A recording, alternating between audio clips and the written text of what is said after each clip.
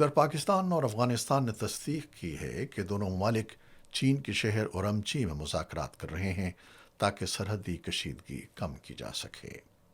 یہ کشیدگی سن 2021 میں طالبان کے اقتدار میں آنے کے بعد سے بڑھتی جا رہی ہے۔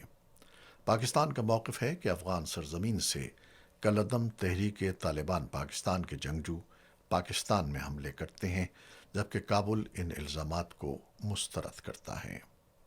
پاکستانی ترجمان کے مطابق اسلام آباد ایک پائیدار حل چاہتا ہے، تاہم اس کے لیے افغانستان کو دہشت گرد گروہوں کے خلاف عملی اقدامات کرنا ہوں گے۔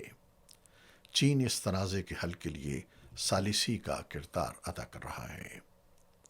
سرحدی جھڑپوں میں درجنوں افراد ہلاک ہو چکے ہیں، جبکہ حالیہ گولہ باری کے واقعات میں شہری ہلاکتیں بھی رپورٹ ہوئی ہیں۔